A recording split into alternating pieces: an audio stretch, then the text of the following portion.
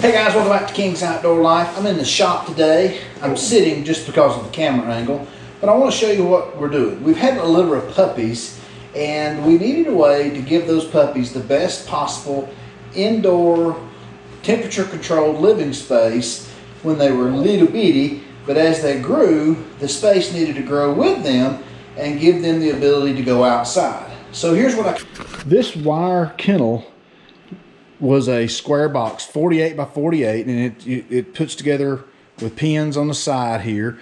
And we put this in the corner. And then what I did was I cut a hole in the wall so the puppies could go in and out, and the mama dog could go in and out as needed. Outside there is a concrete run, whole width of the garage, or length of the garage, I should say, 28 feet and 6 feet wide, like a run. So it's concrete. So the puppies never got off concrete for their entire little life until they started getting their shots.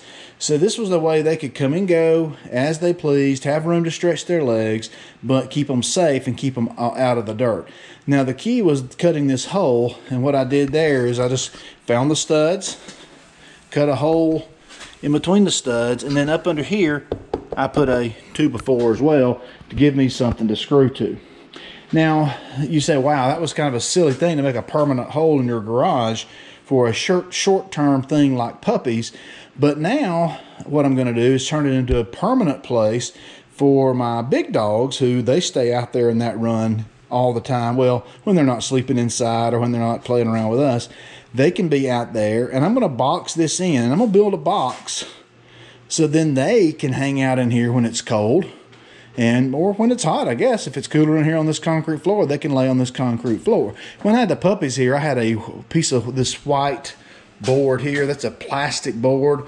I had that down. That way every couple of days I could take that out and Clorox it and keep it clean. So now, though, the big dogs, I don't have to be as concerned about them.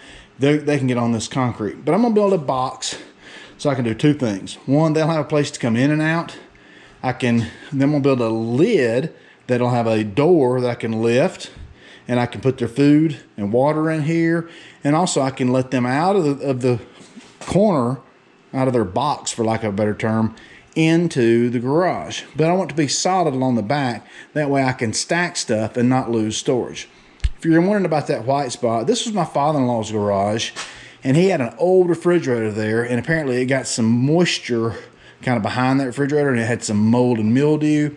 So I've sprayed it once with Kills, and I'll maybe paint it again before I get this project done. And then the second thing, I've got this hanging here. You ever been to a warehouse when they have those plastic doors, like they're flap doors? That's what I'm gonna put over here. That way it'll keep the wind in and out of this, but the dogs can, I'm gonna cut slits in it, and the dogs can push through that and come and go as they please. So it keeps the air out, maybe some of the bugs and stuff out, but it can, fall back and forth. The dogs can come and go as they please. I'm worried a little bit about critters like possums and raccoons and stuff, but I'm not too concerned. I don't think there'll be a whole lot of critters in there with the dogs. So anyway, that's what we're gonna do today. I've got some, you can see my scrap 4x4s and 2x4s here. And this wood piece here was the door. When the puppies were in there, I could close them off. So anyway, we're going to put this together with just things I have lying around the shop here and try to make this work. Thanks for watching. If you haven't already, click like and subscribe. All right, so I've kind of got an idea of what I want to do here.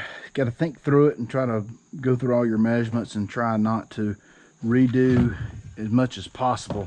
So I'm going to do this as 48 inches long, if you will, and 33 inches wide.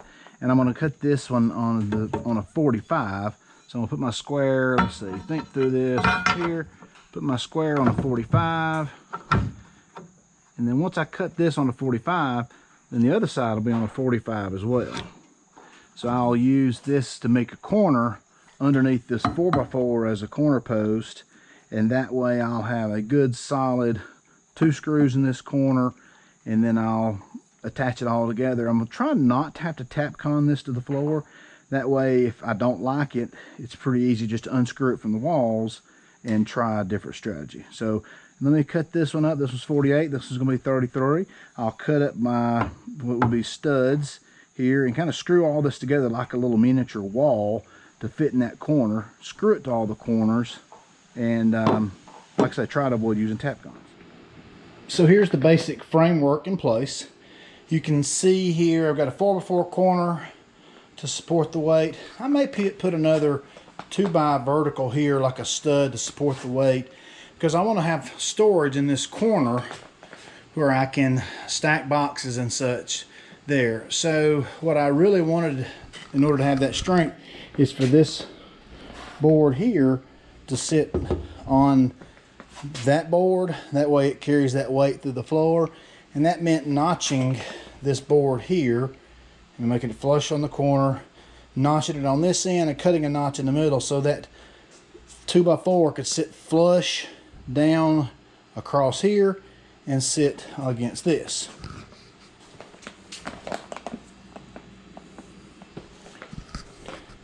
Now I cut this plastic board I had, put this in place. So I've cut this plastic board I had to the right measurement, so it'll sit back there on the back like so and have a good solid surface back there. I'll also cut pieces of that plastic board to go along the walls here and enclose that. They'll now have a nice warm place. And I'm going to put a lid. I think I'll put a lid. I'm still kind of planning this maybe at the halfway point, and I started to do this whole half, and I might still, yeah, I think I probably will, just so that whole front half will lift up, and then there'll be plenty of room for them to climb out in here when I want them to be able to get out in here. I thought about just doing this front corner, so still undecided there, and I got some time to kind of think through that. But so here was my measurements. I ended up with 48 inches this way, and then 24 inches high. So that means I cut my studs and my 4x4 here at 21, because 21 plus inch and a half on the top and bottom makes it 24 to the top, and that'll give them plenty of room. I added up the measurements of their current kennels, and their 2 kennels was combined 900 and something square inches, and this comes out to be like 1600 and something square inches. So more space than they currently have to both get in there together on the cold winter night and snuggle up. So all right, let me keep kind of hacking away at this, and I'll get filming an update in a minute. Well, here's the finished product. Well, finished for now.